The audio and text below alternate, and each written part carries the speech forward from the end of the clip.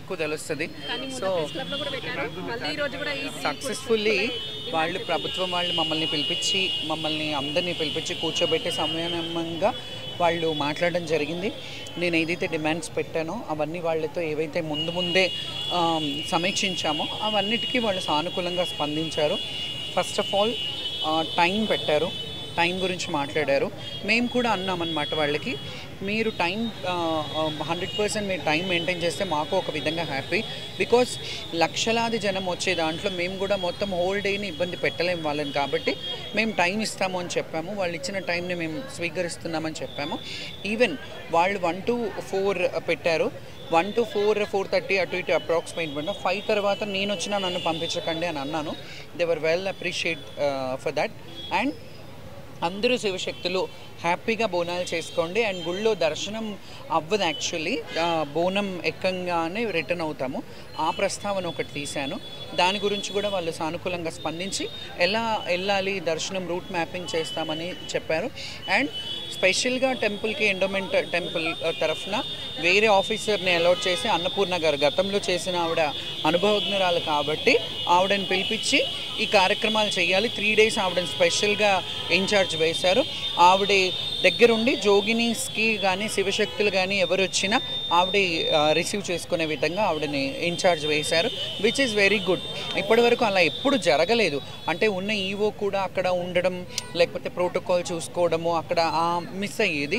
ఇప్పుడు అట్లా కాకుండా ఒక స్పెషల్ టీమ్ని పెట్టారు మాకు. అండ్ ఫర్ దట్ మేము చాలా థ్యాంక్ఫుల్ టు గవర్నమెంట్.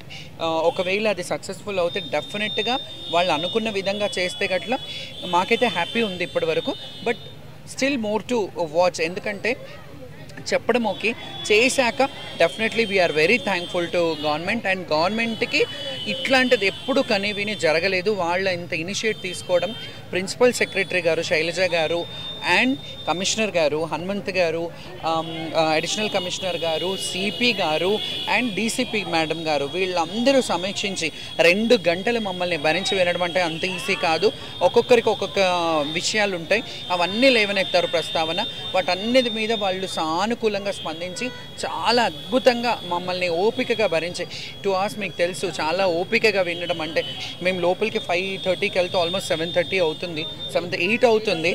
సో ఇంతసేపు మాట్లాడినందుకు నిజంగా చాలా విషయాలు డిస్కస్ చేశాము. పోలీసింగ్ విషయాలు కానీ, బ్యారికేడింగ్ విషయాలు కానీ, ఇవన్నీ మాకున్న సమస్యలన్నీ సార్ట్అవుట్ అయ్యాయి. అండ్ జాతరలో చూడాలి, అట్లా అవుతే మాత్రం చరిత్రలో first time Congress government is going to see అంటే ఒక బిగ్ మార్పును తెచ్చారని కోరుకోవాలి. ఎందుకంటే ఇలా ఇనిషియేట్ ఎవరు తీసుకోలేరు. చేశారు, లైనా టైమా అని వదిలేశారు, కానీ ఇంత పర్టికులర్గా ఒక మనిషిని పెట్టి మమ్మల్ని మానిటరింగ్ చేయమని మాత్రం ఇదే ఫస్ట్ టైం చెప్తున్నారు. So that's we are very thankful to అందరూ ఆఫీసర్స్కి. అలాగే మీ మీడియా మిత్రులకు కూడా నా ప్రత్యేక కృతజ్ఞతలు. బికాజ్ నేను ఎప్పుడైతే రోడ్డు మీద నా వాయిస్ని నేను లేపానో అప్పుడు మీరు అందరూ దాన్ని ప్రపంచానికి ఎలెత్తి చూపించారు.